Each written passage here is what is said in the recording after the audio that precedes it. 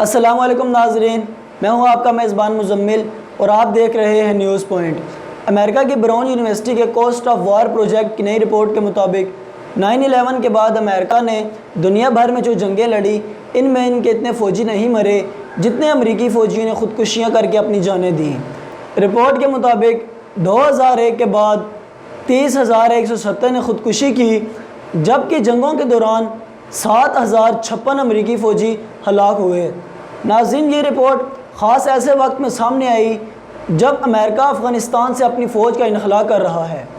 Report میں بتایا گیا کہ اتنی بڑی تعداد میں امریکی فوجیوں کی خودکشیوں کی وجوہات میں ذہنی دباؤ، اخلاقی صدمے، طاقت کے استعمال کا کلچر، اسلحے تک کھلی رسائی اور فوجیوں کی ریٹائرمنٹ کے بعد عام شہریوں کی زندگی میں واپسی میں درپیش مشکلات ہیں۔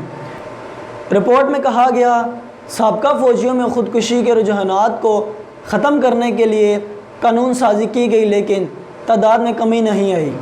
اعداد و شمار کے مطابق 2017 سے 18 کے دوران 36 سابقہ فوجیوں نے خود اپنی جان لی۔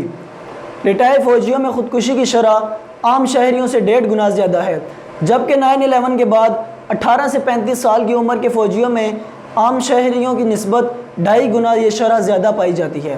امریکہ میں ریٹائر فوجیوں کی اکثریت نے 9/11 کے بعد فوجی خدمات سر انجام نہیں دی، لیکن جنہوں نے اس جنگ میں حصہ لیا ان میں خودکشی کی شرح 2005 سے 2017 کے دوران 1 لاکھ میں سے 32.3 رہی ہے، جبکہ 2018 میں تو یہ شرح 35.9% تک جا پہنچی ہے۔